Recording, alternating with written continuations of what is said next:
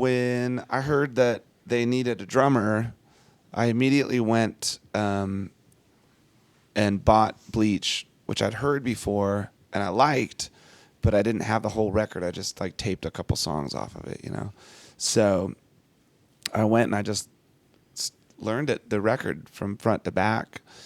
I mean, honestly, I knew I was capable of doing it. I think it was just more a matter of chemistry, you know, just to see if we really played well together. And the first time we set up and jammed, we just blazed through songs, you know. And I sang backup vocals too, which I don't think anyone had done yet.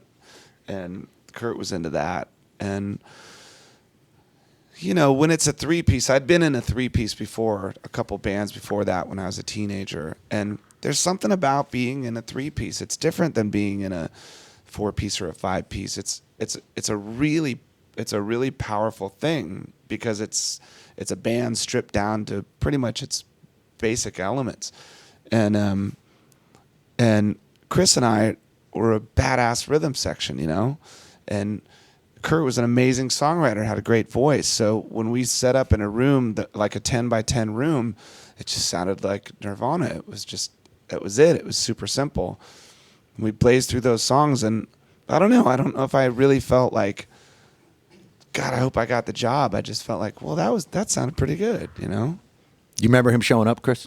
Yeah, I remember he showed up at the airport with a drum set. He brought a whole drum set on the plane, so we went to baggage claim, oversized luggage, and there's a drum set, and we loaded it up. And like the next day, we went to rehearsal and we started to play every day after that. And is it harder to join a band or is it harder to leave a band? You know, you guys were together, and Dave walks in and he's joining you guys, but he's also leaving another band. What was harder for you and Chris? Well, I remember calling you on the phone, and I think it was Pete.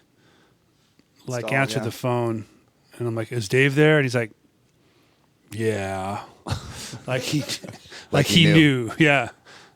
Well, it was tough because coming from Scream, those were guys that I'd been in a band with for years and years, and we had struggled and played in clubs and starved and, you know, done the whole punk rock thing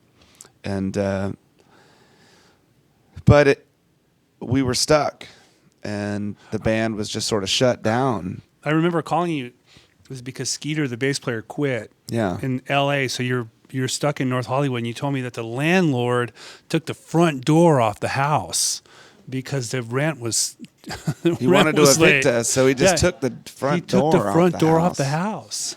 So like Dave had to get out of there. Yeah. So I mean, to me, and honestly, it was my mother that gave me this advice where I said, God, Mom, I don't know what to do. I mean, I don't want to leave Pete and Franz. They're like family, but I'm getting asked to join this band up in Seattle, and I've got nothing. What do I do? And she's like, sometimes you just got to do what's best for yourself, you know? So you decided to go to school. To community college. Yeah. No. Trade school, and I started doing underwater welding. There's a lot of money in underwater welding.